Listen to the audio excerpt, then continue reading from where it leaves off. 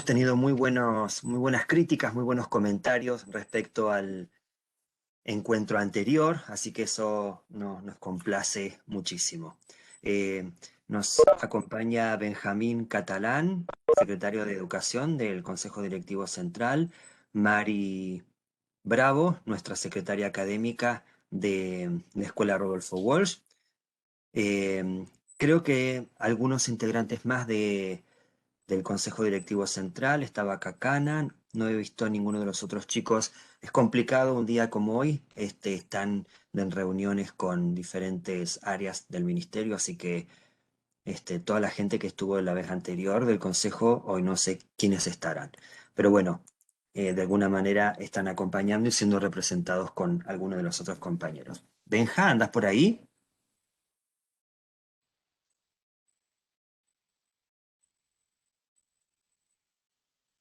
¿No? Bueno, se debe haber ido. Bueno, Rebeca, Ya ingresaban bienvenida. en reunión. En la reunión, perfecto.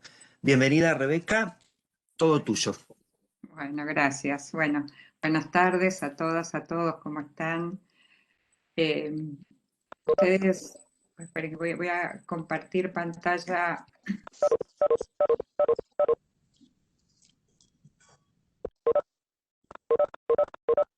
Ahí. Eh, ¿La ven bien ahí? Buenísimo.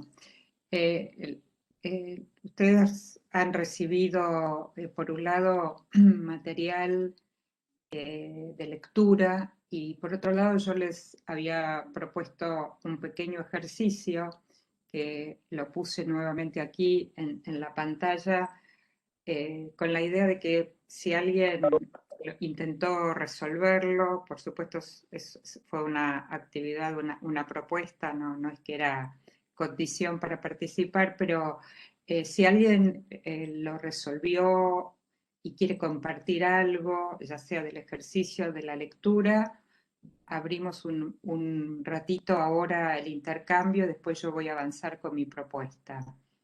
Le voy a pedir ayuda a Flavio porque yo veo solamente algunos cuadraditos porque tengo el PowerPoint abierto en pantalla completa.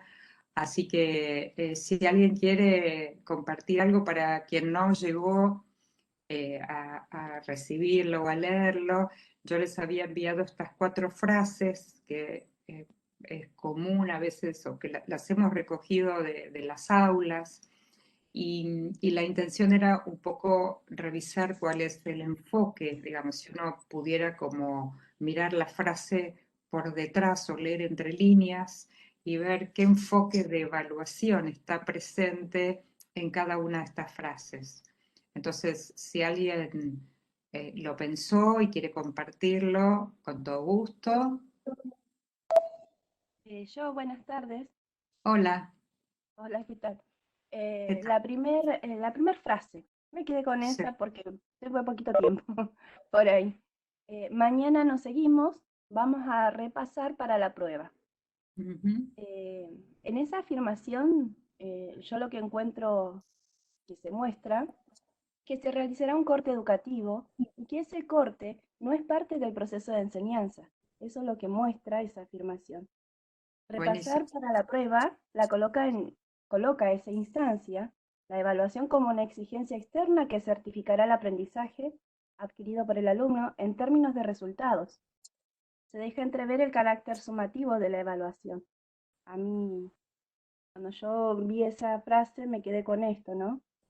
Buenísimo, buenísimo, Silvia. Gracias. Sí, efectivamente, digamos, muestra con mucha claridad esa idea que hablamos la vez pasada de la necesidad de pensar la enseñanza y la evaluación de manera conjunta, no separada.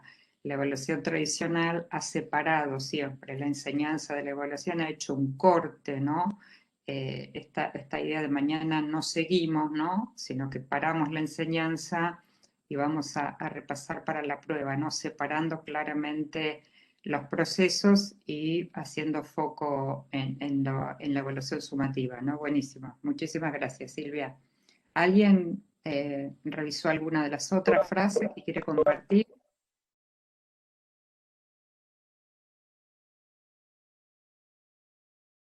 Hola, ¿qué tal?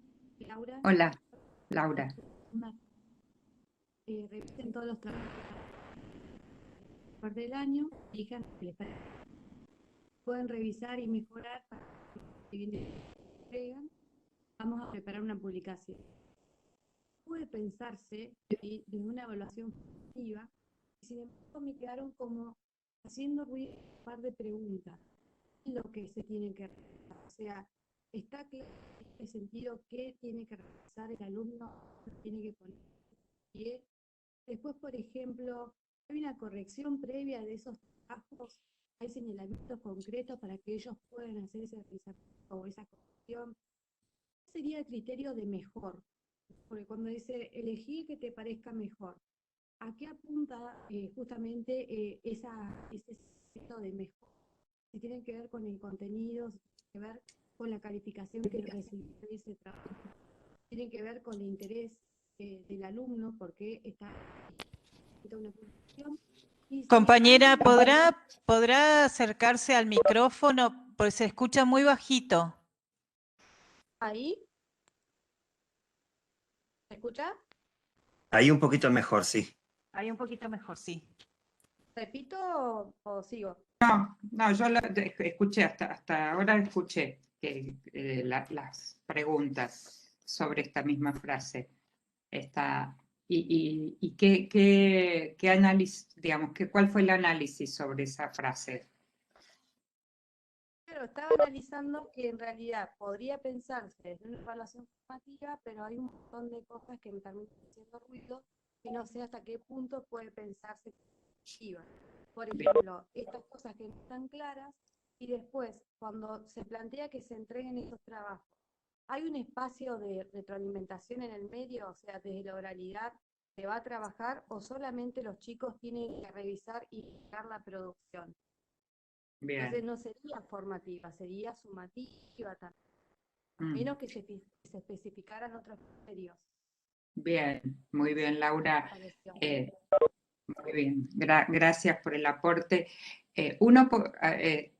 Yo entiendo y comparto lo que estás planteando, porque siempre que queremos que el estudiante revise o mejore, hay que ofrecer información, hay que ofrecer espacios e instancias para que esto suceda.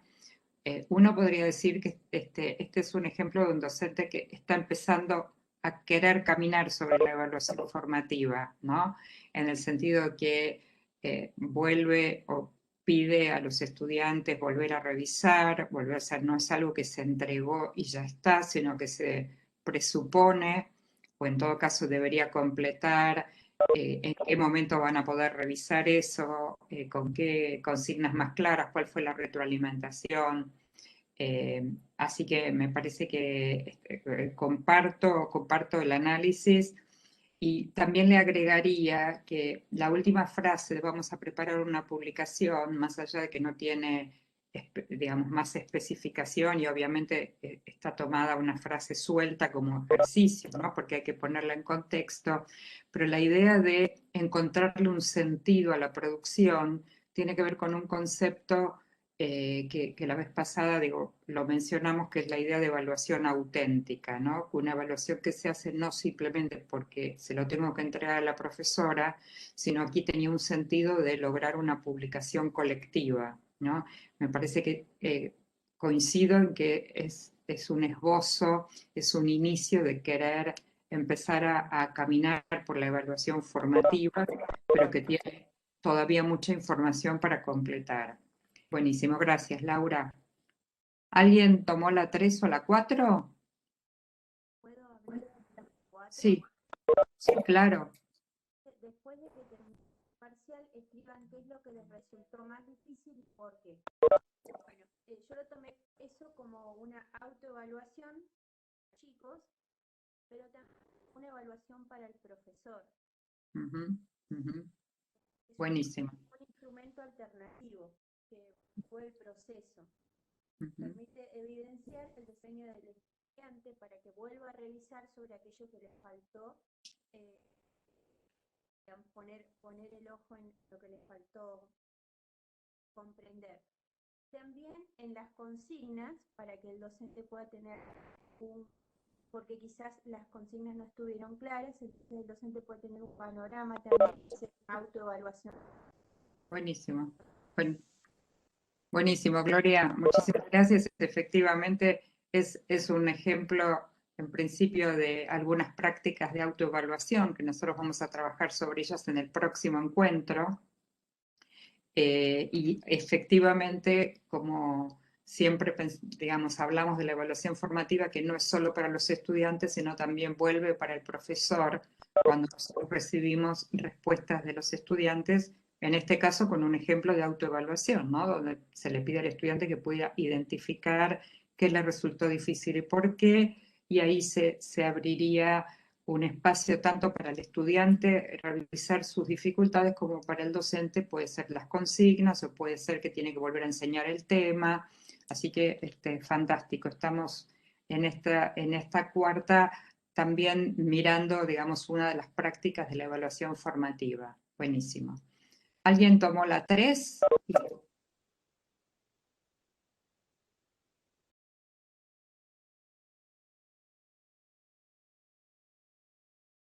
¿No?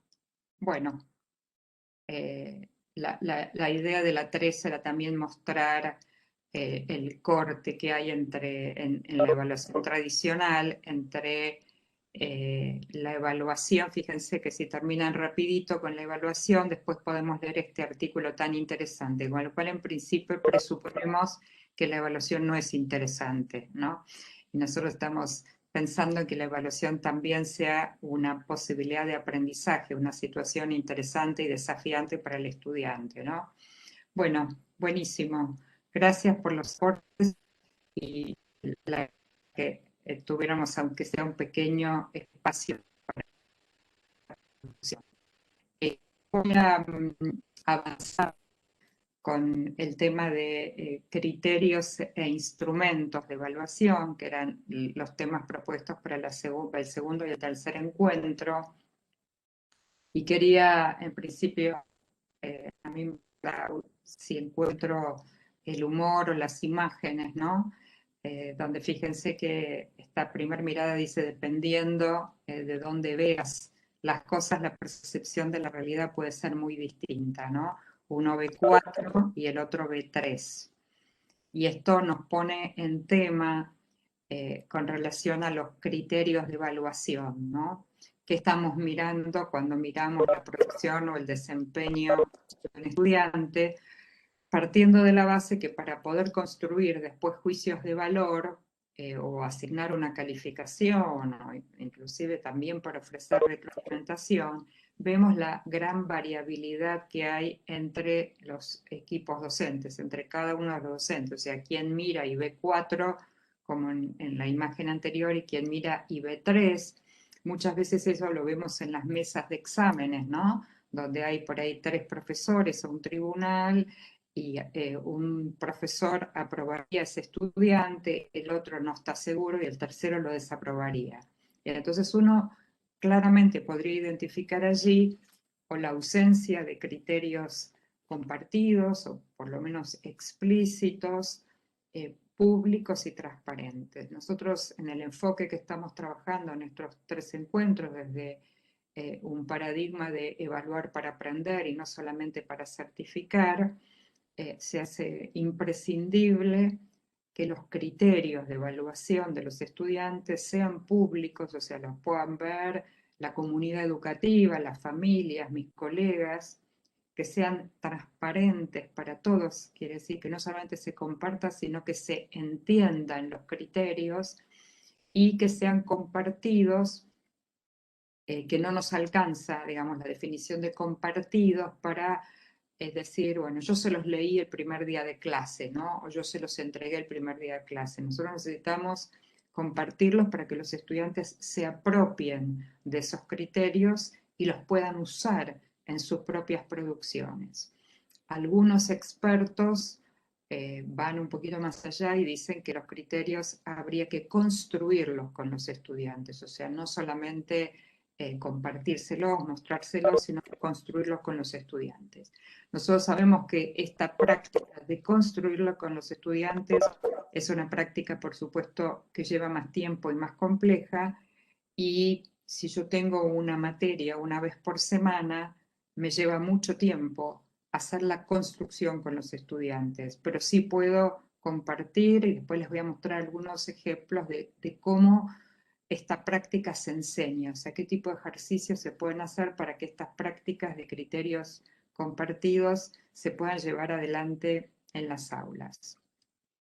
¿Por qué nos importan los criterios? Porque de alguna manera los criterios responden a la pregunta ¿qué importa mirar de la producción o del desempeño de un estudiante? Entonces son referentes de las capacidades que los estudiantes, capacidades y saberes que los estudiantes tienen que lograr, ayudan a diseñar la enseñanza, porque si yo tengo un criterio, por ejemplo, que dice capacidad para argumentar, ¿no?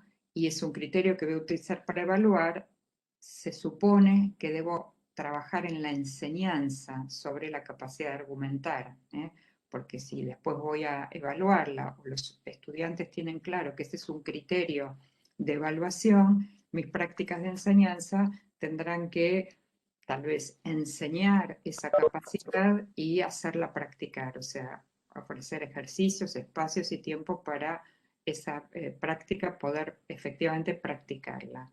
Y obviamente también nos van a permitir diseñar lo que en este enfoque se llaman asistentes de la evaluación, que las podemos identificar como herramientas o instrumentos de evaluación, que son los que nos van a permitir acompañar, o sea, una vez que tengo definidos los criterios, transformar en un instrumento para ser utilizado con los estudiantes, y que esos instrumentos yo los voy a compartir en esta presentación con ustedes hoy.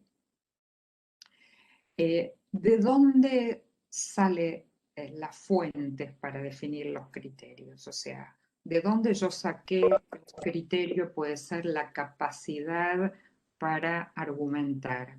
Bueno, tengo dos fuentes fundamentalmente. La primera son los objetivos, las metas, los propósitos de la enseñanza, o sea, en algún lugar de mi programa, supónganse, de trabajo sobre esa unidad o sobre ese proyecto, seguramente hay un objetivo, un propósito, una meta, como cada uno lo escriba, vinculado a la capacidad de argumentar. La segunda referencia que nosotros tomamos para definir los criterios es la referencia disciplinar, o sea, que dice, por ejemplo, la didáctica de las matemáticas, la didáctica de la lengua, la didáctica de las ciencias.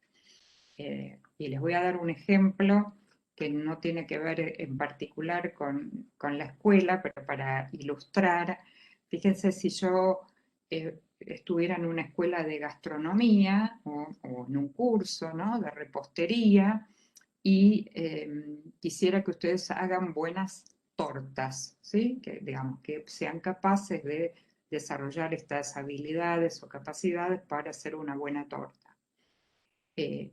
Por supuesto que la definición de criterios de evaluación de una buena torta dependería, además de los objetivos que yo me planteé, de a quién sigo en la gastronomía. No es lo mismo lo que diría Narda Lépez, lo que diría, para los que de mi generación por ahí se acuerdan de Petrona C. de Gandolfo, qué diría cualquiera de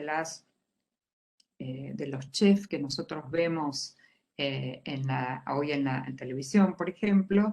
¿Por qué digo? Porque uno diría lo más importante de la torta es su presentación, otro podría decir como criterio la calidad de los ingredientes, otro diría el sabor, ¿no? Y esas serían las diferencias de los referentes disciplinares. ¿A quién sigo yo en la didáctica de las matemáticas, de las ciencias sociales, de las ciencias naturales, etc.? El tercer problema, de alguna manera, digamos, de los criterios es ponernos de acuerdo, ¿no? Y en ese sentido, bueno, si todos los profesores del área nos ponemos de acuerdo en algunos criterios, o si todos los profesores de primer año nos ponemos de acuerdo en algunos criterios, por ejemplo, la capacidad de comunicar ideas es un criterio de evaluación que le importa seguramente a muchísimas materias. Entonces tal vez podríamos ponernos de acuerdo en algunos criterios que sean evaluados en distintas materias. La capacidad de trabajar en equipo, por ejemplo, la misma capacidad de argumentar, seguramente en muchas materias es importante evaluarlo. Entonces, cuando uno tiene definidos los criterios de evaluación, nosotros lo que hacemos es utilizar algún instrumento, alguna herramienta, algún asistente de la evaluación. Vamos a compartir hoy, en principio, las listas de cotejo y las rúbricas. La semana que viene, en el próximo encuentro, vamos a compartir cuestionarios, protocolos de autoevaluación y de retroalimentación que forman parte de estos asistentes de la evaluación.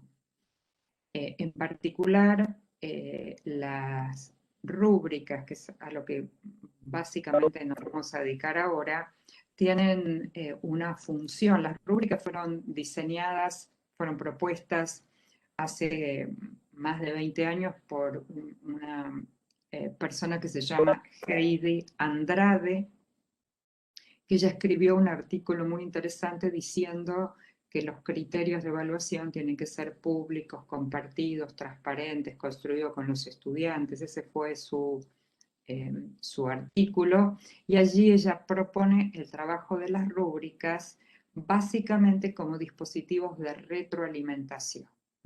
Ella dice que las rúbricas tienen que servir para comunicar a los estudiantes de alguna manera las metas, los objetivos, es decir, qué es lo que tienen que alcanzar, como dispositivo de retroalimentación, también para aprender a autoevaluarse y poder ofrecer retroalimentación a los pares, pero el uso que han hecho los profesores de la rúbrica también le han asignado una función de corregir y calificar, como ustedes podrán ver aquí.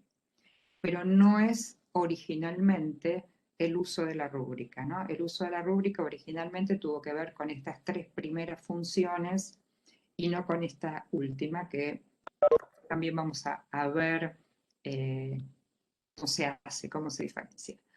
¿Cuál es nosotros siempre decimos, el pariente anterior de la rúbrica? La lista de cotejo, que esta es una herramienta que se usa hace muchísimos años, que básicamente, fíjense, este es un ejemplo de criterio, ¿no? Dice que sería la capacidad de generar y registrar datos e informaciones, y la lista de control podría ser esto, ¿no? La lista de cotejo. Marcar con una crucecita si es muy bueno, si es bueno o si es regular. En lugar de muy bueno, bueno y regular, podría decir sí o no, entonces genera y registra datos sí o no los genera, ¿sí? Hasta allí es la lista de cotejo tradicional que nosotros conocemos. ¿Cuál es el problema que tiene? Que si yo marco, por ejemplo, genera y registra datos e información y marco bueno, no sé qué significa ese bueno. ¿Se entiende? O sea, es un juicio de valor que yo emito acerca de un criterio, a la calidad, cómo ese estudiante avanza o aborda ese criterio, pero no me dice nada, no me informa absolutamente nada. Sin embargo, es un instrumento muy utilizado. Y entonces, ¿cómo podemos hacer si queremos seguir utilizando por algún motivo, y ahora voy a decir en qué circunstancias sí vale la pena usar una lista de cotejo? Ustedes verán acá que tenemos una columna que la evaluación formativa le agrega a la lista de cotejo, que es evidencias, es decir, supónganse que yo la uso como autoevaluación. Entonces el estudiante pone, genera y registra datos de información y pone muy bueno, yo le puedo pedir una evidencia de su trabajo que muestre que lo que él dice o ella que lo hace muy bien, tengo la evidencia de su trabajo. También aquí en esta misma columna, podría haber un espacio para comentarios del docente. Si el estudiante marcó como muy bueno, yo podría hacerle alguna pregunta sobre esa producción que hizo. Efectivamente no nos da ninguna información acerca de la calidad de la producción. Por eso, las listas de cotejo, las sugerencias son utilizarlo para todo lo que es posible de cuantificar, para todo lo que sea procedimental. Supónganse, yo digo, el estudiante utiliza fuentes de información para escribir un trabajo y a mí me interesa la cantidad de fuentes, me alcanza con una lista de cotejo. Digo, el estudiante utiliza entre 1 y 3 fuentes, entre 4 y 6, entre 6 y 8, y marco con una crucecita y perfectamente me sirve como información. Lo mismo con la frecuencia. El estudiante entrega sus trabajos en tiempo y forma, puedo decir siempre, a veces nunca. Y lo puedo cuantificar y está muy bien que puedo usar una lista de cotejo para cuantificar. Pero la lista de cotejo no me permite hablar de la calidad de las producciones. Entonces, de la lista de cotejo vamos a la rúbrica. Y esta es la rúbrica con el mismo criterio que ustedes vieron recién, la capacidad para generar y registrar datos e información, también con columnas que dan cuenta de distintos niveles de calidad. Fíjense qué componentes tiene esta rúbrica. Tiene criterio, yo hice el ejemplo con un solo criterio.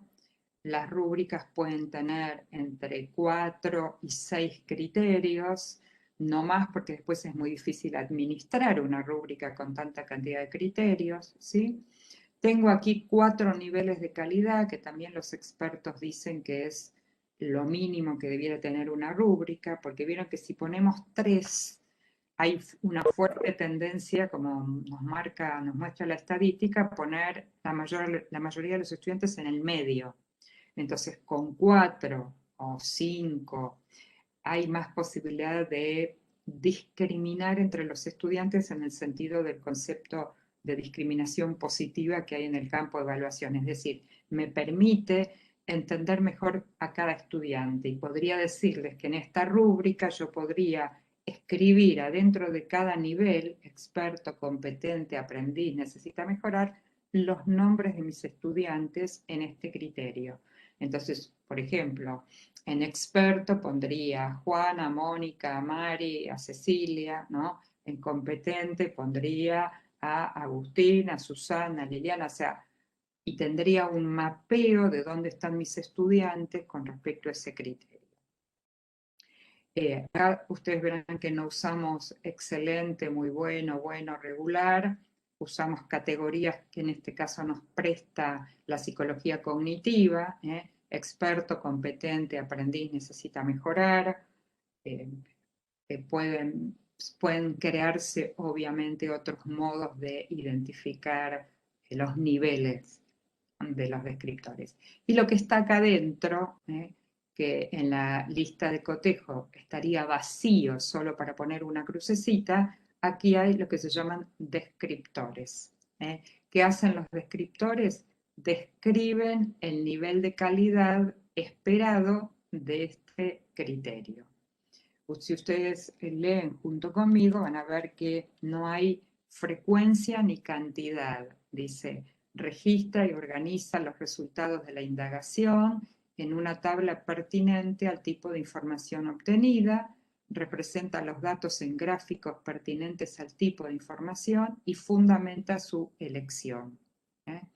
En el segundo nivel competente, fíjense que repite lo mismo, pero le quitó la fundamentación. O sea, un estudiante que está en el nivel competente hace las 2 primeras partes, digamos, igual que el anterior, pero no fundamenta.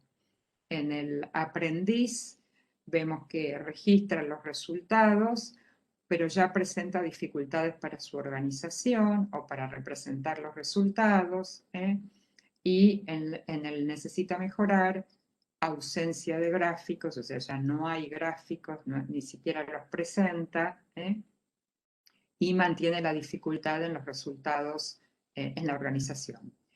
Este es un ejemplo, por supuesto, muy puntual para que ustedes vean cómo se desarrolla la rúbrica y después, por supuesto, vamos a conversar un ratito sobre eso.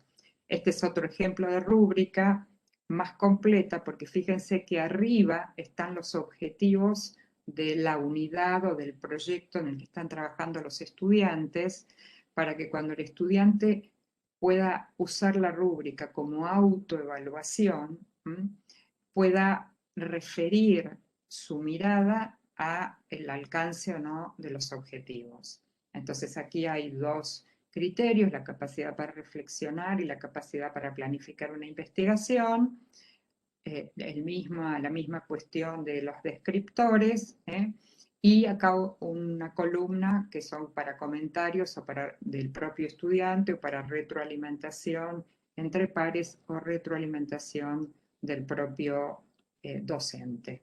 Aquí tienen otra, ¿no? Todas, acá hay 5, experto, competente, en avance, novato, volver a empezar.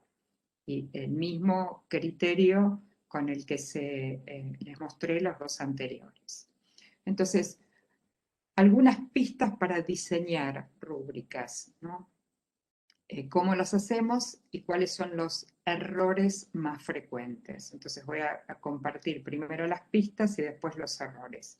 Fíjense, lo primero que tengo que decidir es si voy a hacer una rúbrica para un producto, o sea, para una producción final, por ejemplo, la entrega de un proyecto que el estudiante estuvo trabajando durante un tiempo, o voy a hacer una rúbrica para desempeños que van a suceder muchas veces en el año. Por ejemplo, lo que les decía, capacidad de argumentar es un criterio que me va a servir para muchas unidades de indagación a lo largo del año, muchas unidades didácticas, y entonces hago una rúbrica para ese desempeño, y otra rúbrica para un producto final, un texto argumentativo que le pido al estudiante después de trabajar con, supónganse, una unidad sobre el agua. Entonces le pido un texto para mostrar el final del trabajo sobre el agua, y entonces ahí voy a hacer una rúbrica, puedo hacer una rúbrica para evaluar ese producto final, ese texto escrito. Tengo que articular los aprendizajes a lograr con la definición de criterios. ¿Se acuerdan que les decía que para definir cuáles son los criterios que pongo en la rúbrica, tengo que mirar los objetivos que me propuse para esa unidad didáctica o ese proyecto?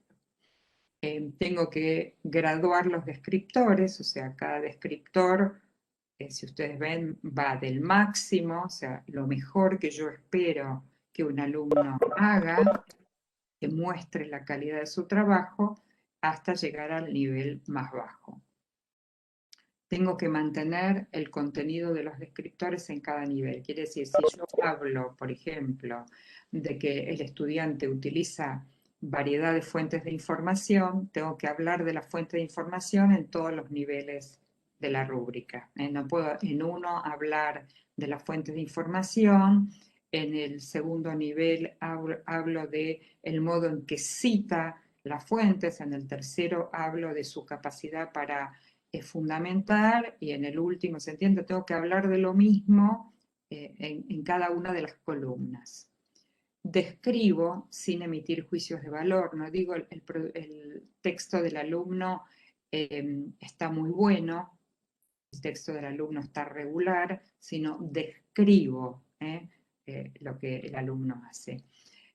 Y una guía que tengo para hacer una rúbrica, algo que me ayude a hacer la rúbrica, puede ser guardarme trabajos de los estudiantes del año anterior, guardarme, por ejemplo, el que fue para mí el mejor trabajo de un estudiante del año pasado, uno que fue intermedio y uno que fue malo, y preguntarme por qué qué tiene este trabajo que es el mejor. Y eso me ayuda a escribir los criterios y los descriptores. ¿Cuáles son, qué más puedo hacer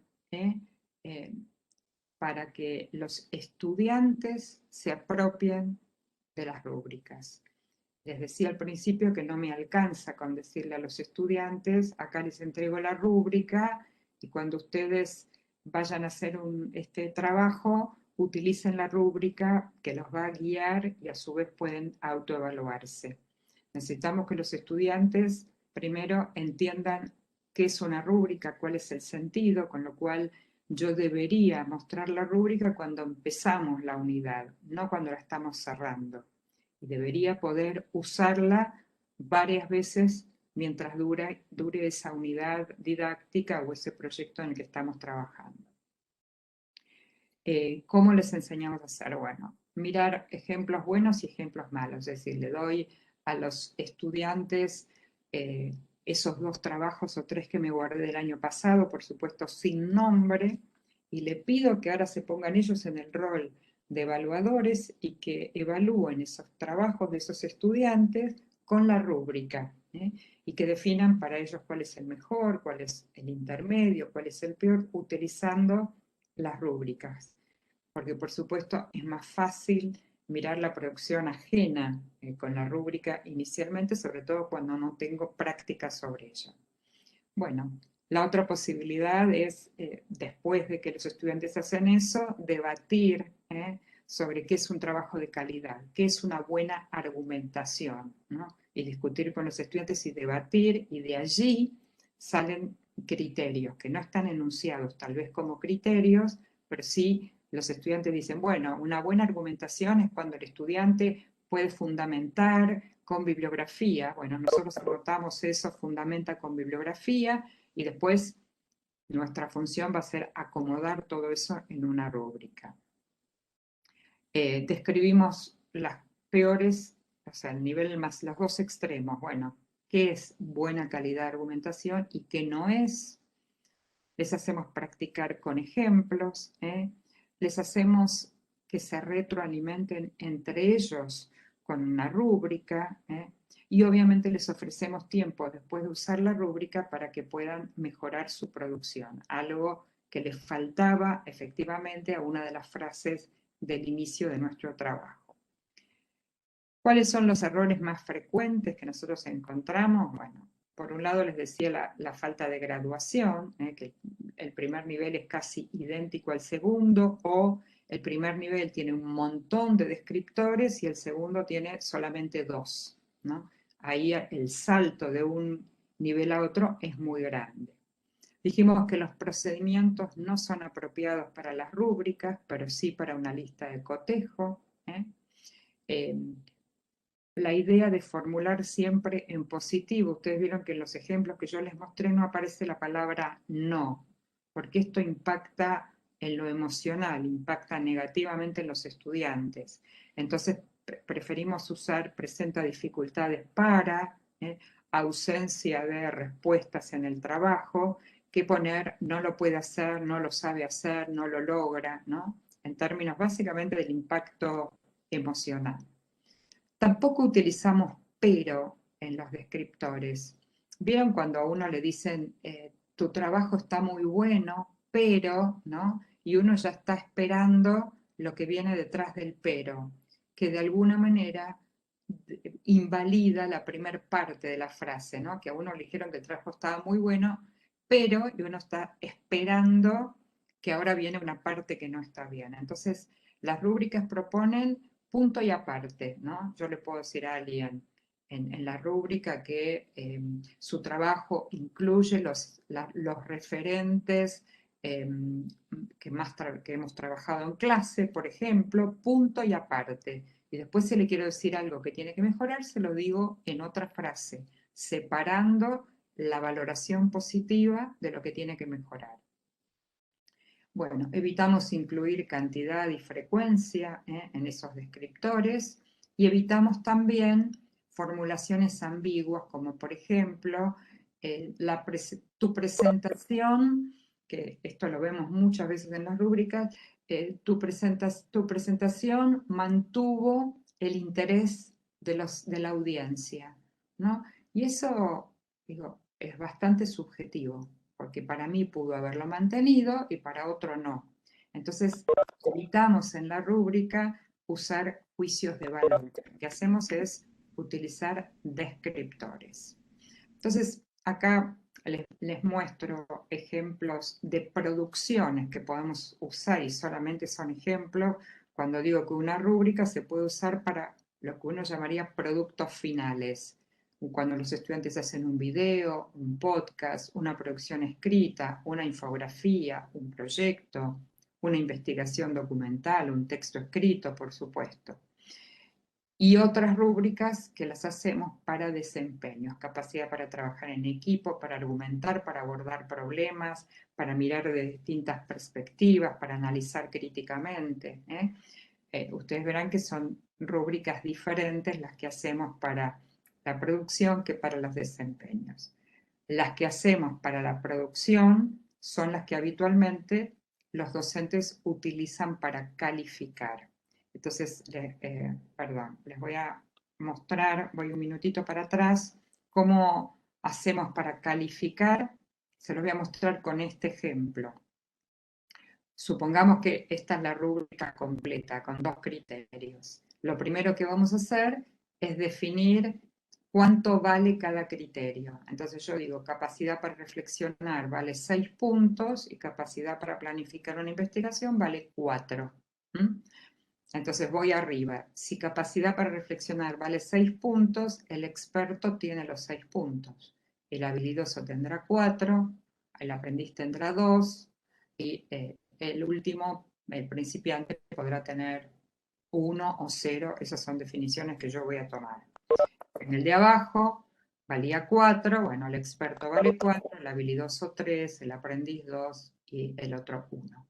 Quiere decir que cuando hago la cuenta, puedo tener un estudiante, 2 estudiantes con la misma calificación, pero el modo en que llegó a la calificación es diferente. Es decir, si acá tenía 6 puntos y a lo mejor en el segundo criterio tiene 1, se saca un 7, del mismo modo que uno que está aquí en habilidoso, y tenía 4, y también en capacidad para planificar está en el segundo nivel, tenía 3, también se saca 7.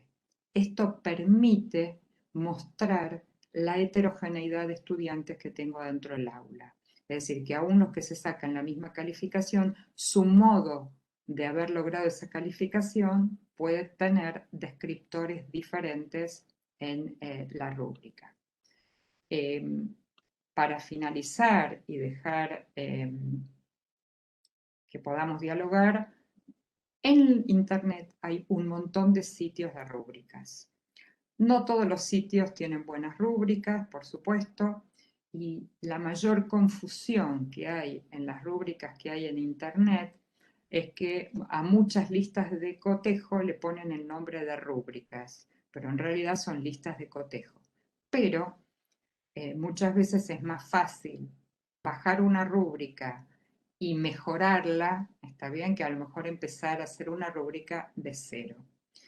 Empezar por primera vez a hacer una rúbrica da trabajo, por eso siempre sugerimos hacerlas en grupo, porque es más fácil comenzar un trabajo entre varios pensando qué queremos evaluar y cómo escribir eso en una rúbrica. Y tenemos que saber que nunca tenemos una versión definitiva de las rúbricas. ¿Qué quiero decir que nunca tenemos una versión definitiva de las rúbricas?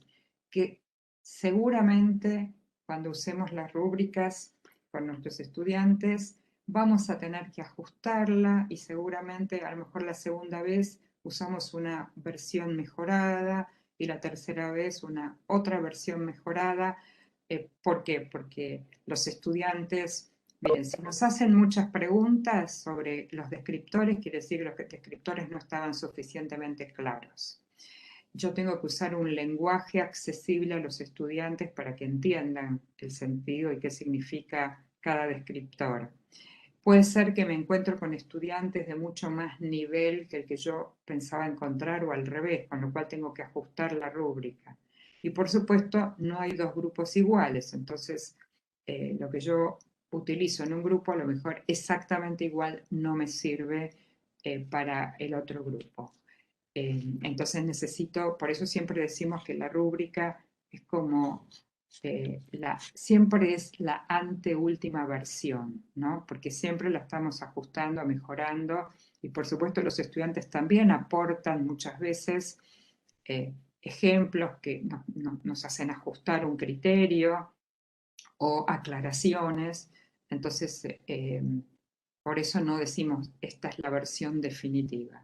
Y obviamente la probamos antes de usarla, la probamos con colegas, con pares, decir, bueno, lee la voz, decime si entendés, si no entendés, decime si algo no está claro, decime si esto es ambiguo, si es confuso, etcétera, etcétera. Bueno, cierro yo mi presentación para que podamos conversar, compartir ideas si alguien está usando, preguntas que tengan, libremente.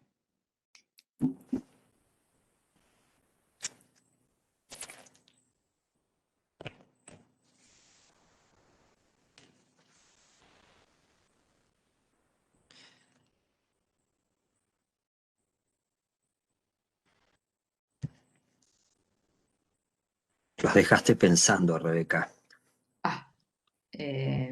Bueno, yo quiero hacer una pregunta, Rebeca. La verdad Sí. que sí, es bastante pensante. Una consulta. Cada una de estas rúbricas que usted presentó, ¿lo tendríamos que hacer con cada uno de los alumnos? Les cuento técnicamente, porque la rúbrica, en realidad, la buena rúbrica tiene la función más importante que tiene es la de retroalimentación, no la de calificación. La calificación, digo, el uso de los profesores que tenemos que poner una nota nos hizo que usemos la rúbrica para ponerle una calificación, que en el caso de ponerla siempre decimos, trabajen con la rúbrica, supónganse todo el mes sin la calificación y recién en el último momento visibilicen, ¿no? Para que los estudiantes no estén especulando 2 puntos, 2 puntos y medio. No, la rúbrica no quiere eso. Justamente la intención de la rúbrica es que tiene un doble sentido. Por un lado es un mapa de ruta, es decir, si yo tengo la rúbrica, me es más fácil saber a dónde tengo que ir, como el mapa de ruta. ¿Está bien? Es decir, si la rúbrica dice que importa la capacidad de comunicar ideas, yo le tengo que prestar atención a mis producciones en la capacidad de comunicar ideas. Si la rúbrica, que en realidad no debiera estar en la rúbrica, ¿no? Pero si la rúbrica dijera, por ejemplo, prolijidad, bueno, la primera discusión sería qué entendemos por prolijidad, pues yo les puedo decir, para mí esto está prolijo, para ustedes van a decir está desprolijo y vamos a discutir un año entero sobre prolijidad o desprolijidad. Entonces, la rúbrica básicamente es orientadora del aprendizaje. La rúbrica es para fundamentalmente retroalimentar. Entonces, ahora voy a la pregunta, Patricia, de Sí. si para cada estudiante. Sí. La rúbrica debiera ser para cada estudiante, ahora. Ni es posible que yo esté llenando rúbricas todos los días con todos mis estudiantes, sobre todo si tengo 10 cursos, ¿no? Entonces, absolutamente, además lo que les cuento me pasa a mí también, o sea, yo tengo muchos estudiantes en los profesorados y me pasa exactamente lo mismo. Entonces, 2 cosas o 3 de cómo hacemos para así usar las rúbricas y que no muera en el intento. ¿Está bien? Claro. Primero, después de dedicarle un tiempito a que los estudiantes entiendan el sentido de la rúbrica, que se apropien de ella, porque sin esta parte, todo lo demás es de... No sirve. No sirve. No sirve. Absolutamente.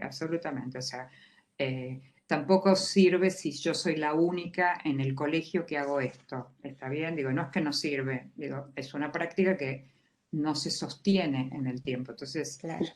Son prácticas, los estudiantes tienen que habituarse a usar estos instrumentos, que los tienen que acompañar, digamos, yo empiezo hoy la unidad 1 de mi materia y junto con contarles de qué se trata o abrir con un proyecto, abrir con una pregunta potente, con un problema, con un caso, va la rúbrica. ¿Está bien? Va la rúbrica que dice qué esperamos de cada uno de ellos a lo largo de ese mes o del tiempo que dure ese trabajo.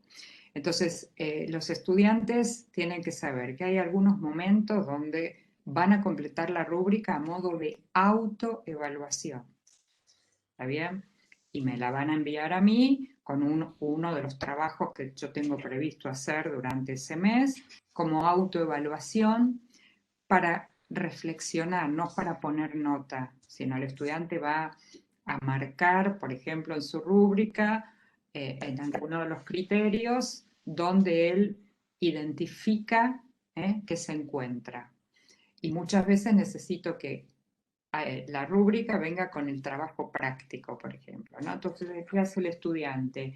Se marca en la rúbrica, supónganse, en el nivel de novato, y tiene que ir a su trabajo y marcar con un resaltador de su trabajo donde él ve que es novato en ese criterio, ¿no? Es un ejercicio de autoevaluación. También en otro momento podemos hacer esto entre pares. ¿Qué quiero decir con esto? Que vamos a ir variando, que no voy a ser siempre yo, la profesora, la que da retroalimentación con la rúbrica. Entonces, esta semana yo le puedo dar retroalimentación a lo mejor a 10 estudiantes, mientras los otros 20 hacen autoevaluación. O 10 hacen autoevaluación y 10 hacen retroalimentación entre pares con la misma rúbrica. A la semana siguiente va a ser al revés.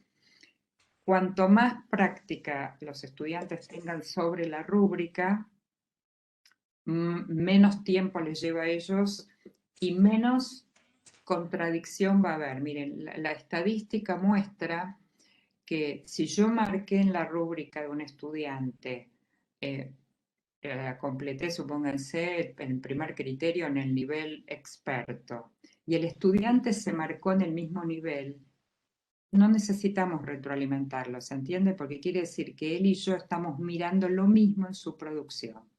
¿Con quién tendría que conversar? Con el estudiante que se marcó en novato, supónganse, y yo lo puse en competente.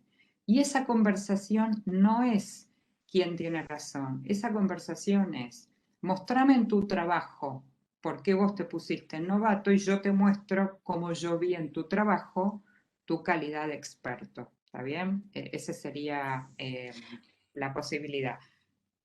Vendría a ser como un diálogo, Rebeca, perdóname, con un diálogo con respecto.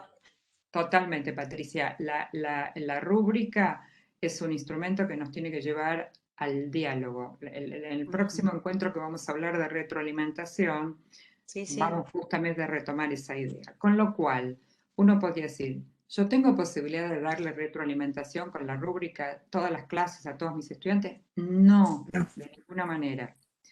Pero me voy a ir cada vez acercando a prácticas más democráticas y más transparentes, porque ¿de qué sirve que yo le ponga un 7 arbitrariamente a un estudiante y que después tenga que pelearme con él y discutir que por qué, que mi trabajo, que dice, que no dice, que a mi compañero le puso un 8 y a mí me puso un 7 y los dos hicimos, ¿no? Que es una fuente inagotable de conflictos, ¿sí?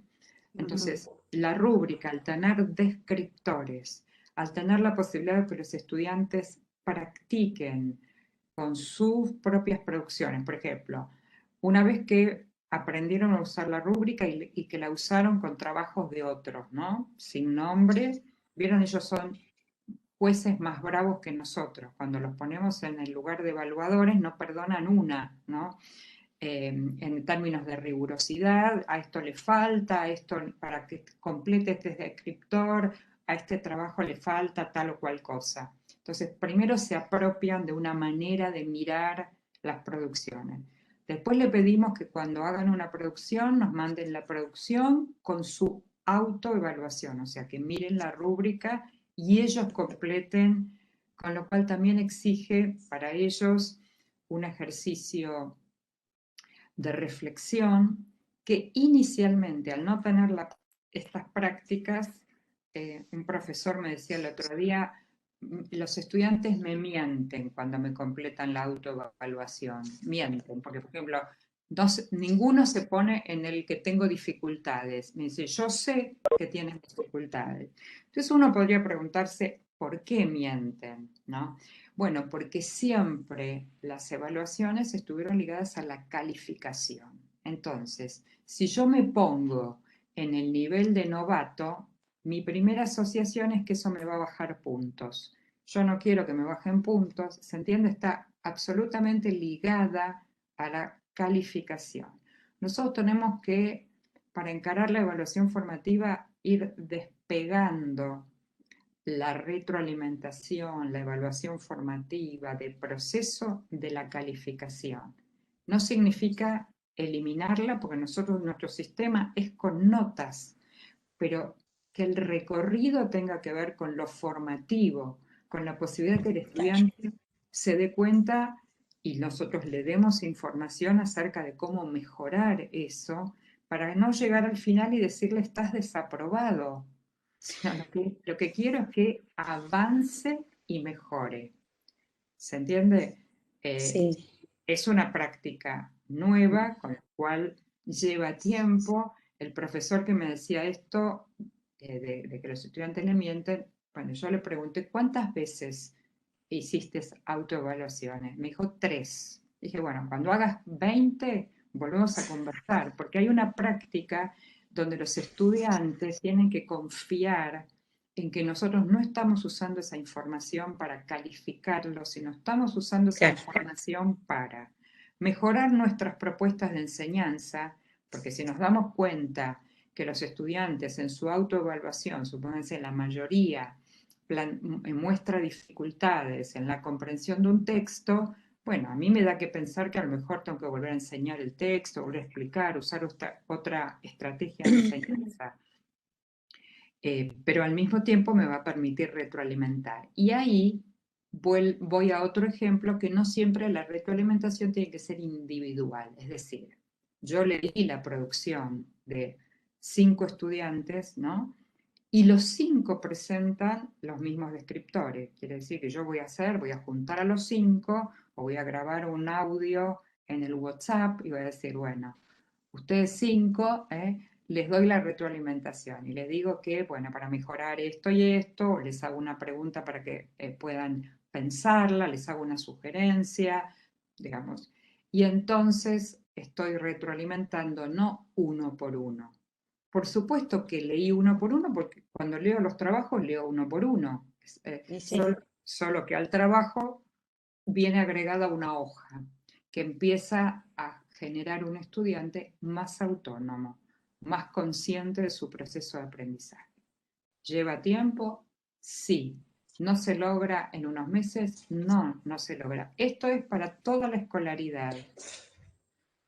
Debiéramos empezar, les diría, desde la sala de 5, toda la primaria, toda la secundaria, para que estas prácticas formen parte de esas prácticas que queremos de un alumno autorregulado, más autónomo, que no sea dependiente de que nosotros le digamos que está bien o está mal lo que hace, ¿no? Y cuando uno le pregunta, miren, el ejemplo más claro para mí es con la calificación. Cuando el alumno se sacó un 3, un 2, y uno le pregunta, ¿por qué te sacaste esa nota? ¿Qué nos dicen? Me puso un 2, ¿no? Me puso. Yo estaba sentada en el banco y me cayó un 2. Y uno le pregunta, ¿y vos qué tuviste que ver con el 2? Nada. Yo Argentina, ¿ok? Al revés, cuando se saca un 8 y le preguntamos, ¿por qué te sacaste un 8? Te dice, Me saqué. primero me saqué y segundo, tuve suerte. Hoy me puse la misma camiseta que uso de cábala cada vez que voy a rendir un examen. Me tocó el tema más fácil, ¿no? Todos argumentos, en un caso o en el otro, que se llaman en psicología de atribución externa, ¿no? Le atribuyen a la suerte, a la cábala, al profesor, ¿no? Y entonces la pregunta es, ¿y vos? ¿Qué tenés que ver con eso? Y hay una suerte de afinidad, ¿no? Eso no tiene que ver conmigo. Entonces yo quiero que tenga que ver con él y quiero que se apropie de sus aprendizajes, por supuesto, y se apropie y que no pregunte, yo no sé si ahora lo preguntan tanto en el secundario, pero en la universidad, esa pregunta famosa, ¿esto entra en el parcial o esto entra en el examen? ¿no? Nos preguntan, y si uno le dice que sí, el estudiante entiende que lo tiene que estudiar. Si uno le dice que no, no. Con cero capacidad de autorregulación, de decir, bueno, yo esto lo tengo que estudiar porque no lo entiendo, porque no lo sé, esto lo tengo que estudiar porque entendí el sentido de esto, ¿no? Y obviamente que esto está vinculado con nuestras propuestas de enseñanza. Siempre les digo que cuando hablamos de evaluación terminamos hablando de la enseñanza, porque buscamos coherencia entre la enseñanza y la evaluación, pero tenemos que formar estudiantes más autónomos, con capacidad de darse cuenta, por ejemplo, si tiene que volver a leer un texto porque no lo entendió y no esperar que venga la profe y le diga, Patricia, tenés que volver a leer el texto. Y entonces vos, Patricia, obedeces, ¿no? Porque el oficio Claro. de estudiante, vieron, hace eso. Si la profe me dijo, para aprobar, para zafar, para lo que fuera, voy a leer el texto o me revelo y no lo leo. Pero no hay esa capacidad que el estudiante debe poder aprender y nosotros somos responsables de decir, me di cuenta que si no leo 2 veces el texto no lo voy a entender. ¿Se entiende? Ese es como el Sí, sí. horizonte de la evaluación formativa, ese es el corazón de la evaluación formativa, llegar a ese horizonte, que un estudiante diga, esta estrategia que estoy usando a mí no me sirve, me doy cuenta que si no me organizo distinto, no voy a poder llegar a tiempo a entregar la tarea. Todas estas cosas que hacen al oficio, al buen oficio de estudiante, autónomo y autorregulado. Yo sostengo que que son deudas que tenemos con los estudiantes en formarlos, porque siempre corremos detrás de programas larguísimos, detrás de la nota que hay que poner y entregar. Por eso el año pasado tuvimos como una oportunidad, con toda la complejidad del año pasado, por no hablar de este, digamos, ¿no? En la virtualidad, en el cambio de modalidad, pero esa oportunidad que hubo de no poner nota, ¿no? Y entonces de poder trabajar más con la evaluación formativa, pero al no tener los estudiantes estas prácticas aprendidas, tampoco era fácil trabajar con la evaluación solo formativa, ¿se entiende? Entonces, ahí me parece que tenemos una deuda y una ventana enorme de empezar a caminar por esa evaluación. Perdón por lo largo de la respuesta, Patricia, pero Sí, no, está sí, bien, no, porque porque si no, no. Rebeca, esto me lleva también, como vos decís cuando comentaste al comienzo, de que es todo un proceso, pero esto también, como no puedo ser la única en la institución que haga esto, porque no sirve tampoco. Entonces yo creo que esta capacitación lo tendrían que hacer también el equipo directivo para que baje a la institución, digamos, para poder manejarlo. Porque así, de acá, por ejemplo, no sé cuántos somos, pero nosotros podemos compartir con nuestros colegas esta evaluación formativa que recién comenzamos y toda esta historia, pero yo creo que, digamos, en las instituciones esto se tiene que trabajar, ¿sí?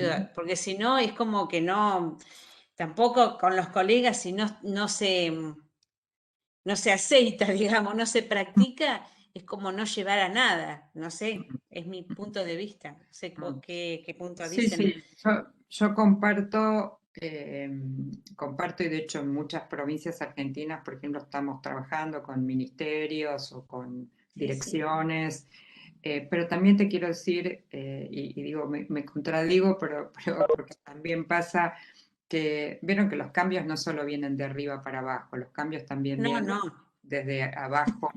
Nosotras, por ejemplo, con Gachi Capelletti, con quien trabajamos juntas, tenemos una cátedra en la Facultad de Derecho, en el profesorado de Ciencias Jurídicas, y somos, voy a decir entre comillas, como de las locas que andamos con las rúbricas y los portafolios, ¿no? Con los abogados que quieren ser docentes, y, por supuesto los estudiantes nos muestran las contradicciones del profesorado y nos dicen, bueno, en esta materia sí, en esta otra no hay un examen común y corriente y no hay... nosotras igual no nos bajamos de esa propuesta, ¿se entiende? O sea, entendemos que debiera ser más colegiada, pero bueno, no lo es y nosotras digo, avanzamos igual porque nos estamos formando docentes. Entonces, formando docentes, queremos mostrarles que hay otros modos de evaluar a los estudiantes, que hay otros modos de... Igual nos miran al principio con desconfianza, ¿no? Cuando les decimos, por ejemplo, que el examen final es un portafolio, nos dicen, bueno, pero ¿cómo es el examen final? Nos tenemos que estudiar todo el programa y ustedes nos preguntan, ¿no? Y bueno, entonces decimos, no, es un portafolio que ustedes lo van a ir haciendo durante la cursada y lo van a venir a defender un día, pero primero nos lo entregaron. Y nos miran como si bajáramos de un, no sé, de un plato volador, que además nos lo dicen, ¿no? Bueno, pero bueno, nosotras en eso pensamos que está bien hacerlo y que nos encantaría que fuera más coordinado, pero bueno, al menos que tengan una experiencia, y obviamente no es la única, en otras cátedras también pasa, que tengan algunas experiencias de que vean que la evaluación es otra cosa. Así que, pero comparto que todo lo que se pueda hacer más consensuado y más coordinado siempre contribuye más a la coherencia también de los estudiantes, ¿no? Que no se sientan tironeados, que uno hace una cosa y otra, Claro. sin pretender homogeneizar, porque tampoco es cuestión de que todos hagan exactamente lo mismo los docentes, pero sí como una mirada compartida. Hay muchas herramientas, el próximo encuentro yo les voy a mostrar otras herramientas más simples para ofrecer retroalimentación, como los protocolos, qué sé yo.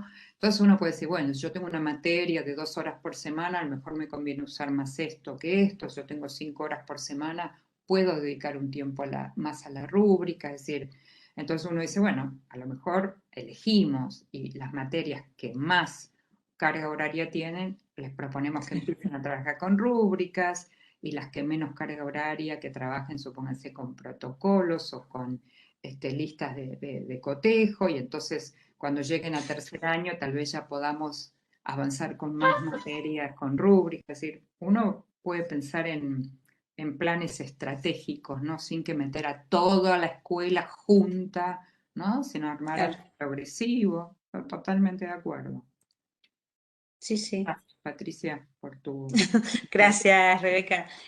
Sí, comparto como que esto tiene que ser en forma gradual, obviamente, pero bueno, uno a veces cuando viene con estas nuevas expectativas y quiere compartir con los compañeros, a veces no sé si tenemos algunos obstáculos y no todos los compañeros son tan abiertos, ¿viste? Entonces, estas cuestiones, está bien, como vos decís, no siempre tiene que ser desde arriba, pero es una forma de comentar, digamos, que a veces que desde el equipo directivo puede en un espacio institucional compartir esta forma, digamos, y empezar a trabajar. A eso me refería, más que nada. Totalmente, no, pero es que estoy totalmente de acuerdo, totalmente de acuerdo. Debiera ser así, ¿no? Pero como nosotros sabemos cómo es, que a veces no se puede, o sea, o esperamos y no sucede, y a veces sí, bueno, Sí. ¿qué cosas sí podemos hacer? Pero que es complejo, sobre todo complejo empezar una práctica que no tiene historia, ¿no? Entonces, la primera vez, como me decía ese profesor, los alumnos me mienten. Pero bueno, yo digo, hay que entender que no es que te mienten, que son prácticas que no están habituados, que están más habituados a la nota. Entonces te preguntan, ¿esto tiene nota? Y entonces, no, si tiene nota lo hago, y si no tiene nota no lo hago. Bueno, hay que también empezar a erradicar esas prácticas que nos suman, ¿no? Que no nos ayudan a mejores prácticas de enseñanza y aprendizaje, ¿no? Bueno, buenísimo. Yo lo que también, no sé si el resto de los compañeros, hay alguien de primaria acá, yo estaba pensando, porque el primer ciclo, por ejemplo, ¿cómo podríamos hacer una rúbrica para primer ciclo, digo? O por ejemplo, las chicas que están en jardín, ¿no? No sé cómo podríamos hacer una rúbrica para los nenes tan chicos. Empezás con una lista de cotejo. Empezás con una lista de cotejo. Claro. Por ejemplo, con Es los chicos mejor. de 5 usamos imágenes y hacemos una lista de cotejo con imágenes. Y en el primer ciclo empezamos con lista de cotejo, por ejemplo, muy sencilla. Cuando empiezan a escribir, ¿no? Y escriben una historia. Entonces la lista de cotejo dice, ¿La historia tiene personajes, sí o no? ¿La historia tiene título, sí o no? ¿La historia tiene un final, sí o no? Empezamos con cosas muy sencillas para después... Preguntas muy sencillas para que los chicos lo puedan comprender. Y es fantástico, hubieron son recontra más rigurosos, entonces yo tomaría tu cuento, Patricia, y vos el mío. Entonces yo marco, Patricia tiene título el cuento, no. Y vos mirás mi cuento, si tiene final el cuento de Rebeca, sí, no. Y ahí les enseñamos retroalimentación. Y bueno, ¿cómo le ayudarías a Patricia que le ponga título al cuento? Bueno, y ahí tenés el diálogo que este enfoque plantea, ¿no?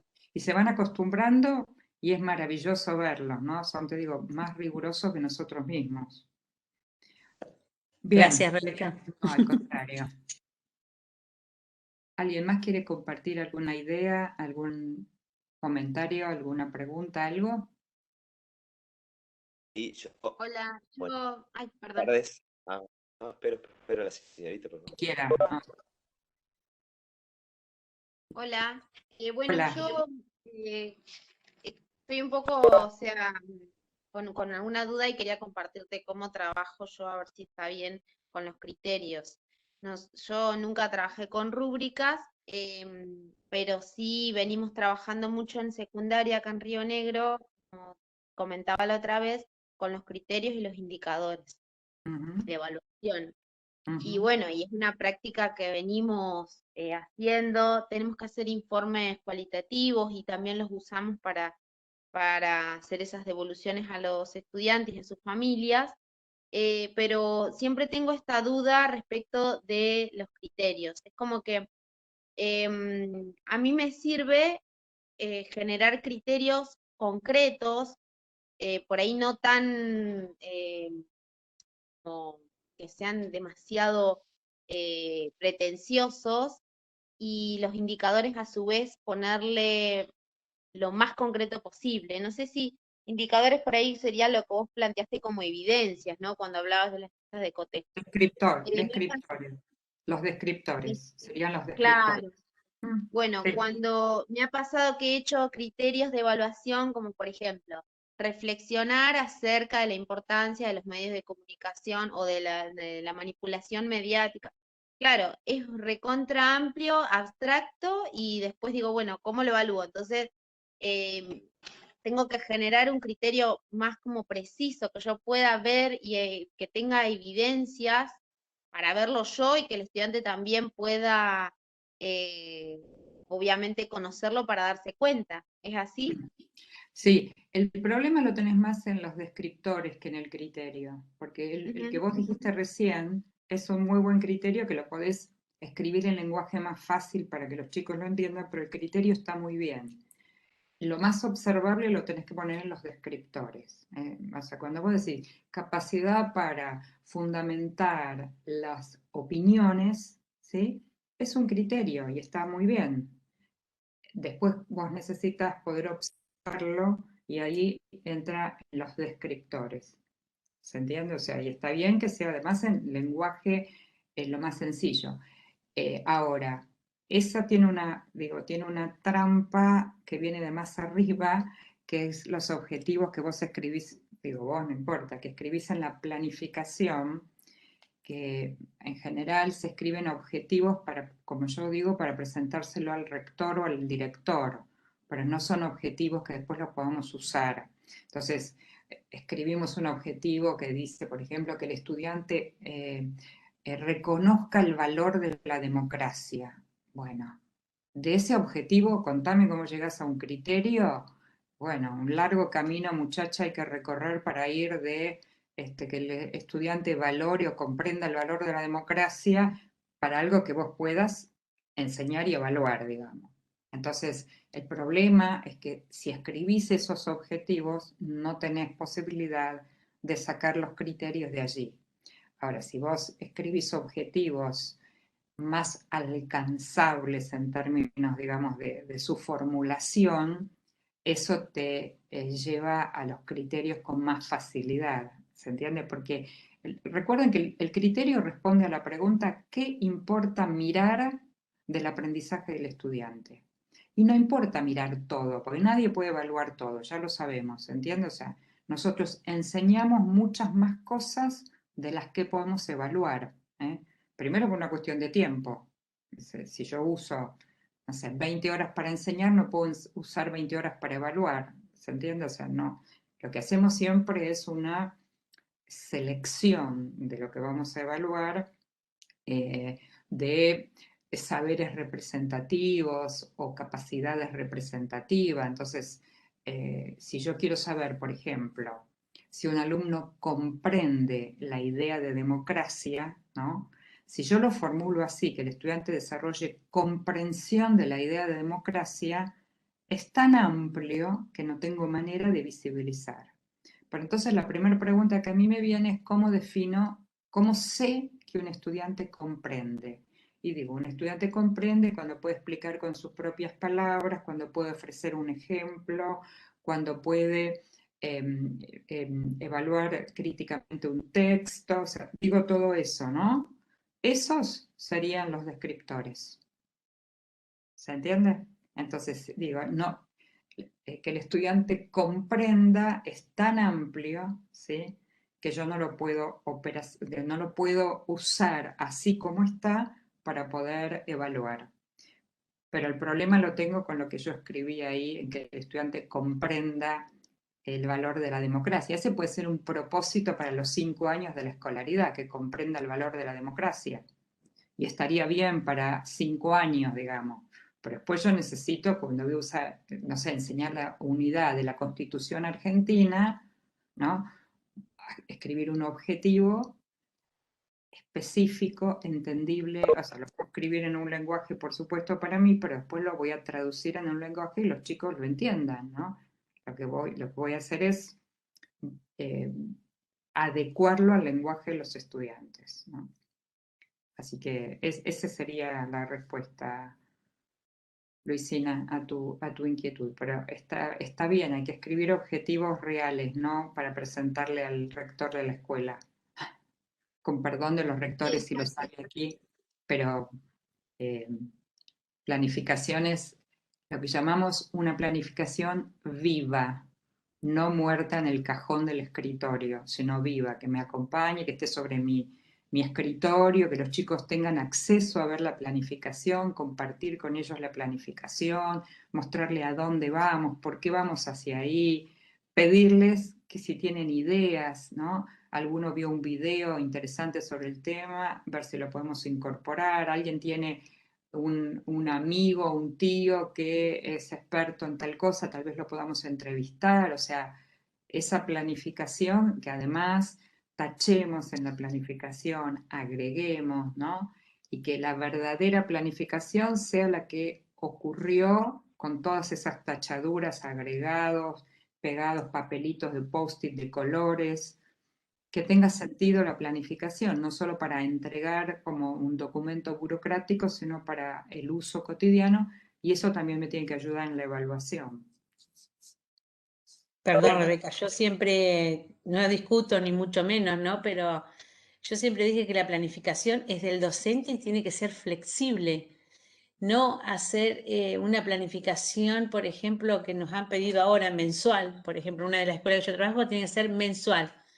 Y si no llegás, ¿qué? Pero entonces, esas cuestiones, una cuestión es organizar, que yo no digo que no la tenés que hacer la planificación y que con objetivos o propósitos alcanzables, y que sea flexible esa planificación. Si no, no sirve. Es como vos decís, para estar en un cajón y cumplir con el equipo directivo y no para el docente. Entonces, esas cosas a veces, por ejemplo, en algunas escuelas, lamentablemente, la burocracia existe y mal, y no le sirve para el docente. Yo te escucho a vos, Rebeca, y a veces digo, ¿cómo me gustaría que Rebeca esté en alguna institución? Y no sé si el resto de los compañeros les pasa, pero estoy en varias y digo, estoy en varias y ¿saben qué? O sea, igual no quiero irme del tema de evaluación, pero la planificación no llega, me tomo tu palabra, no llegamos. ¿A dónde no llegamos? ¿A dónde no llegamos? ¿A dónde vamos corriendo? ¿no? Ya hemos visto el año pasado que vino lo que vino, la hecatombe que vino, y bueno, ¿a dónde vamos? ¿No? ¿Cuál es el sentido de lo que enseñamos? Bueno, por supuesto que esto no es algo de decisión individual y entiendo, y yo también entrego una planificación en la Universidad de Buenos Aires que tengo que entregar y además la cuelgan, y si le pongo menos bibliografía, me critican por menos bibliografía, pero un estudiante no puede leer toda la bibliografía que está en los programas colgados, no existe nadie que lea, con lo cual estamos mintiendo. Lo real sería poner esto es lo básico y después bibliografía, por supuesto, optativa o que vamos agregando en función de quiénes son los estudiantes. Pero cuando hacemos eso nos critican, nos dicen, mira qué poca bibliografía tiene esa cátedra, ¿no? Bueno, Sí, sí, es verdad. todo el tiempo.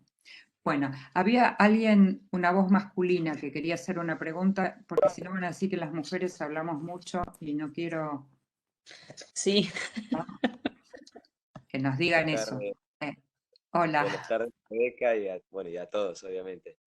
Bueno, mi nombre es Javier, yo soy de Catriel, soy profesor de Educación Física y estoy en la cátedra de prácticas en el Instituto de Formación Docente de Catriel. Bueno, contarte un poquito que el año pasado, bueno, con todo esto, los chicos, los estudiantes en realidad del ETP que están dando clases, tuvieron la residencia, ¿sí? Y este año tenemos la reflexión de la práctica. Complicado hacer la residencia con toda esta situación que tuvimos, entonces con mi pareja pedagógica planteamos un proyecto de realizar esta residencia entre clases entre pares, ¿no? Ellos les venían dando a través de, bueno, de Zoom, que utilizábamos, o Meet, y daban por pareja pedagógica la clase. Entonces lo que nosotros propusimos es que daban la clase, X cantidad de estudiantes pasaban a ser estudiantes, y otra pareja eran los coevaluadores. Esto de la coevaluación, bueno, todo un tema, ¿no? Porque como no lo veníamos haciendo sistemáticamente, traía ciertas como asperezas a la hora justamente de coevaluar. Entonces planteamos hacer al principio como una observación y detectar solamente lo que queríamos nosotros, ¿no? Que ellos detectaban cuáles eran los objetivos de la clase, si estuvieron los momentos de la clase. Entonces, no, solamente hacíamos esa detección. Y después, poco a poco, fuimos armando una rúbrica, pero entre todos, ¿no? Nosotros como los encargados de la cátedra y los estudiantes, fuimos armando estas rúbricas y bueno, con esta retroalimentación, y hicimos un pequeño reglamento donde decíamos, bueno, con respecto a lo actitudinal, ¿no? Que teníamos que, cuando nosotros observábamos al otro, mantener una actitud positiva, siempre observar tanto lo positivo al inicio como al final, buscar ser útil en esta observación y no dañar, que nos parecía importante, no decir cómo lo hubiese hecho yo, ¿no? Porque a veces nos planteábamos en esta coevaluación, yo lo hubiese hecho de esta manera, hacer referencia al trabajo y no a la persona. Entonces, bueno, de a poquito fuimos haciendo, la verdad que quedaron rúbricas mucho mejor de lo que habíamos nosotros enseñado en la práctica, ¿no? Muy completas, pero bueno, fue un trabajo, como lo dice usted, totalmente de proceso, hacerlo en forma sistemática y una retroalimentación, la verdad que muy buena, y salen cosas muy interesantes, porque todos tenemos distintas visiones y estamos parados de distintos lados, y la verdad que a mí, particularmente para mi área de educación física también, hoy por hoy lo estoy implementando y me parece muy buena, tanto las rúbricas como las coevaluación a través de rúbricas, ¿no?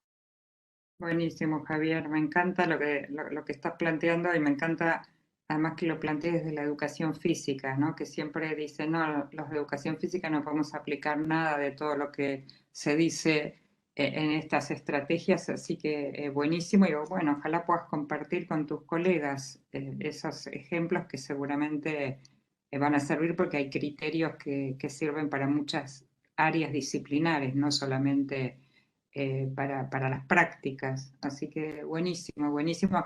La vez que viene vamos a compartir algo de evaluación entre pares y de autoevaluaciones y demás, así que inclusive si quieren compartir, por ahí le mandan a Flavio y podemos, Flavio, circular algunos ejemplos de ustedes mismos para compartir con otros, estaría también excelente, así que muchísimas gracias por compartirlo. Estamos pasados de tiempo, no sé si alguien tiene algo más que quiera decir. Sí, no sé si alguien quería hablar, así ya vamos cerrando, pero ¿escuché a alguien? ¿Puede ser? Sí, yo quería hacer una consulta. Quedó ahí Más cerquita del micrófono porque te oigo muy lejos. Sí, ahí no sé si me escucha. Bueno, quería consultar cuál sería lo conveniente, por ejemplo, hacer la rúbrica, implementarla siempre después de terminar un tema y hacerlo por compañeros sistemáticamente. Y la otra pregunta es si pueden haber rúbricas que sean de manera oral, que sean oralmente y que sean grupales.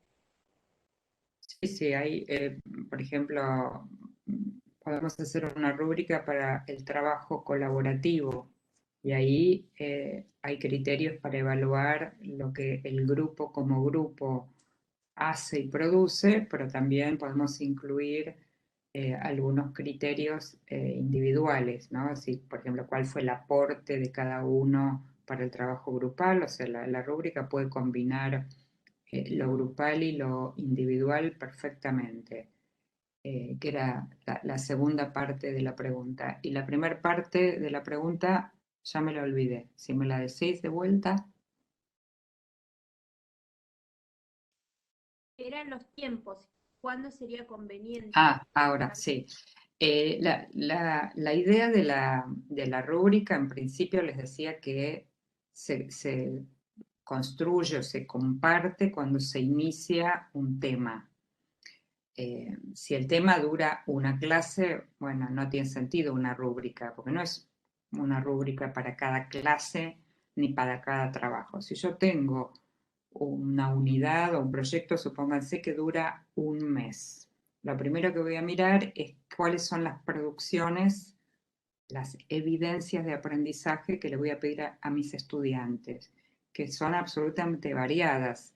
Una evidencia puede ser un ejercicio individual, otra evidencia puede ser algo grupal, otra evidencia puede ser un trabajo práctico que tengan que hacer en la casa, otra evidencia puede ser algo que resuelvan en el aula o en lo sincrónico. Si yo primero tengo que hacerme ese mapa de evidencias que vamos a ir recogiendo. Y entonces puedo decidir que para esas 4 evidencias vamos a usar la rúbrica, que para 3 de esas evidencias vamos a usar la rúbrica, pero de ninguna manera ni es una rúbrica para cada actividad o ejercicio, porque la rúbrica es sobre los criterios.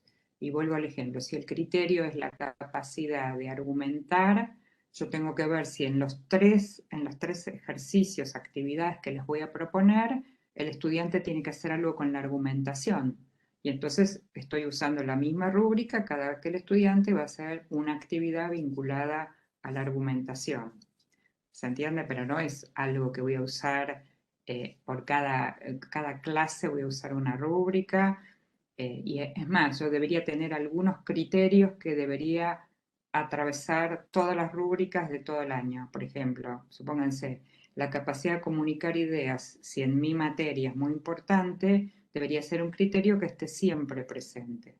Pero a lo mejor la capacidad de argumentar es un criterio que lo voy a evaluar 3 veces en el año. Entonces va a estar solo en las rúbricas de esas 3 veces por año. Es decir, yo voy adecuando, como decía antes, creo que Patricia, o sea, son flexibles, no son rúbricas rígidas ni fijas, inclusive yo puedo armar una rúbrica, supónganse, de 10 criterios a principio de año y voy usando, nunca la rúbrica de 10, pero voy alternando, ¿entiendes? Por ejemplo, ahora uso la rúbrica con los criterios 1, 5 y 7, la semana que viene, no, la próxima unidad, la 1, 8 y 10, la otra, la 1, 4 y 6, es decir, pero tengo un conjunto de 10 criterios que son los que voy a evaluar durante todo el año y esa es mi planificación con relación a la evaluación, ¿no? Así que esa es la modalidad, digamos, de uso. Muchísimas gracias. Bien. Dario. Rebeca, muy interesante los planteos. Lo que nosotros, al pensar desde la escuela Walsh, un trabajo con vos, después de haber tenido esa charla virtual el año pasado, lo que nos interesaba conversar con vos y que nuestros compañeros y compañeras que trabajan en las escuelas puedan compartir con vos justamente estas cuestiones que tienen que ver con dudas, con, bueno, lo quiero hacer pero no es fácil, estamos haciendo esto y esto en la escuela, cómo vamos, cómo lo podemos mejorar, y que pudieran plantear también la necesidad de seguir trabajando estas cuestiones. Una compañera, Mayra, pone algo que me resulta interesante poderlo compartir, ahí te veo, Mayra. Dice, se refiere, yo lo tenía anotado acá porque sería otro tema, otro curso, no sé, una cátedra, un postítulo, algo, la evaluación docente, ¿sí? ¿Cómo nos evaluamos o cómo nos evalúan? Y Mayra pone algo que me causa, no quiero decir risa, pero me causa cierta... Dice, los directivos usan una planilla de 1810 y se amparan en esos puntos para evaluar nuestra labor.